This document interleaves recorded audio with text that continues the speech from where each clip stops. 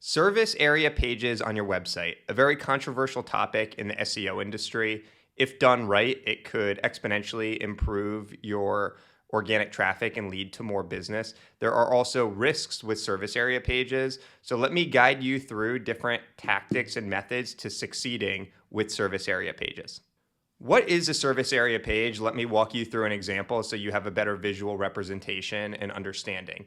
Fiesel Roofing, a roofing company that has locations throughout the country.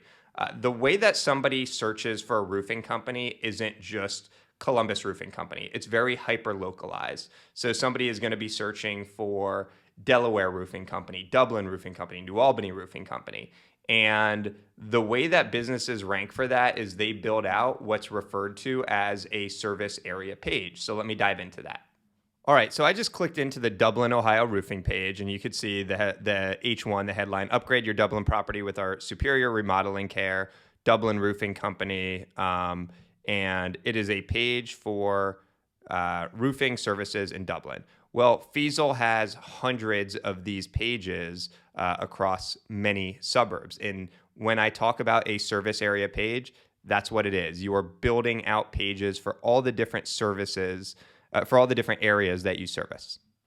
And just to show you the impact that this can have on a business, if you go to Google and you do a search for Dublin, Ohio Roofing Company, you'll see that Fiesel is towards the top here, Dublin Roofing Company. So this is getting them business in these suburbs that they covet.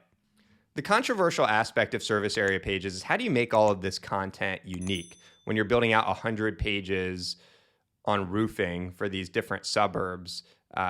It's hard to come up with unique content that's not being spun, and Google values uniqueness. So that's where it is controversial within the SEO world. People argue, is there really value with these pages? But in the past 15 years of doing SEO, Google hasn't laid the hammer down for businesses that create service area pages. So what's happening is companies are building out these pages because it's getting them more business. I'm going to walk you through now the template that we use to build out service area pages and the questions that we ask our clients. J&D Landscaping is a client we recently inherited, and they are in Cleveland, Ohio, and they want to rank in affluent suburbs, which is where they do a lot of their business. An example is Chagrin Falls. So we are in the process of building out service area pages for this client, and I'm going to walk you through how we do it. The first thing is that we have a Google Sheet, and I'm going to walk through this so you can get inside my brain of the type of questions that we're asking. But the reason we do it in a Google Sheet, it's very easy to format. And what happens is we end up sending this to our developer. And once we have the content for 20 or 30 pages, essentially the development work can be scaled where 20 or 30 pages are being done in just a few hours versus manually building that out. But let me now walk through this Google Sheet. So first off, you have the desired URL. You have the headline, which is the H1, which is important from an SEO perspective. In this instance, we're not building out an individual page for fire pits in Chagrin Falls and patios in Chagrin Falls and retaining walls in Chagrin Falls.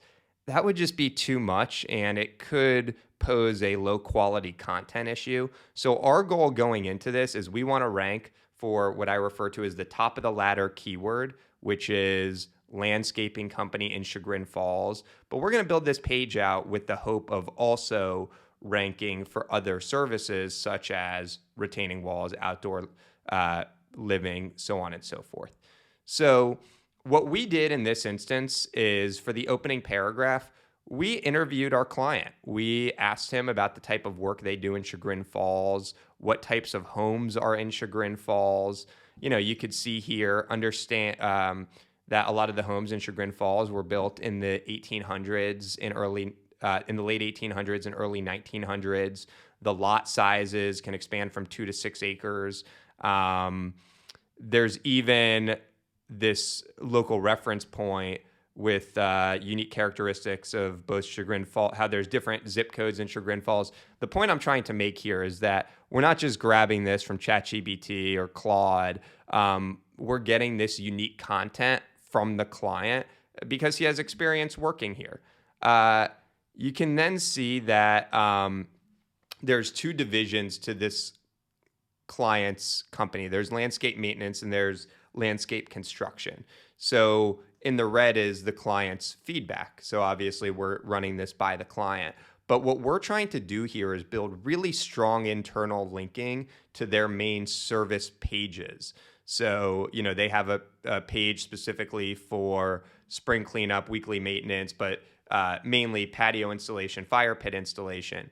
Our SEO strategy there, Cleveland is the primary city that they want to rank for, but there's obviously all these suburbs. So our goal is to rank for Cleveland at the service page level, and then have these service area pages be great internal linking resources to service area pages. Going down here, we asked the client about neighborhoods that they serve in Chagrin Falls. So you can see River Run and River Ridge. They've done work there, so they're familiar with all of that. And again, this is unique content. Moving down, we asked the client if they have reviews from that specific suburb. Sometimes they do, and we're able to include those. And the other thing that we do is ask for success stories. What are 2 or 3 jobs you've done in Chagrin Falls that we could use as a case study on this page? We're also asking this clients for photos. We don't want to use the same photos across 30 service area pages. We want unique content for photos in Chagrin Falls. And that's pretty much it in terms of the Google Sheet. Now I'm going to show you how we transform this into a mock-up template. So once we have all of the approved content from the Google Sheet, we then create a mock-up. And this is where we send it to our design team, and they are mocking up what this is going to look like on the website. The reason that this is important is from the Google Sheet to the mock-up, we are following a structure to make this scalable. And when you're building out service area pages, that is important. So all of the headlines, all of the content that we had on this page, that we had on the Google Sheet is now carried over to the mockup. I talked about the strong internal linking. These are going to link to these individual service pages for landscape maintenance and landscape construction. And you'll see we're still in the process with the client of getting images from that, from the work they've done in the suburb. So, but we've outlined this to the client so they know what to expect when this goes live on the site. And like I alluded to earlier, our development team and a good developer will be able to scale this out once you have this structure. When it comes to service area pages, I always recommend being transparent. You don't need to act like you're headquartered in Chagrin Falls if you're actually in Parma, Ohio. So on the service area pages, be truthful. Say that we're headquartered in Parma, which is a short 18-minute drive for our team to get to and service Chagrin Falls. So I always like to go the route of transparency. The other thing is, don't just create a service area page for the hell of it. If you, like our marketing agency, the way that somebody searches is not at a suburb level, right? They're searching for a Columbus marketing agency because that's where we're located. So I'm not going to create a service area page for Pickerington and Dublin and all of those suburbs of Columbus. I'm good with just getting traffic from Columbus marketing agency because that's how people search. So there's a lot of different businesses out there, but you have to be cognizant of how people search and whether it's worthwhile to build out a service area page.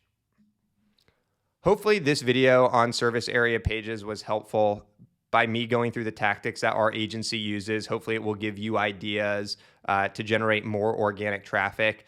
Just make sure that you do it with caution. There are potential duplicate content issues that could arise if you're not doing it the right way. Also, if you're scaling this and doing too many, it could lead to quality issues on your website. So service area pages, it's definitely a gray area. I understand both sides of the spectrum. One is that it's not really unique content and it's gaming the system. But on the other hand, Google hasn't clamped down on this for a lot of local businesses. So why not partake in it? Again, my name is Jason Parks of The Media Captain. If you have any questions, you can contact us by visiting our website at themediacaptain.com.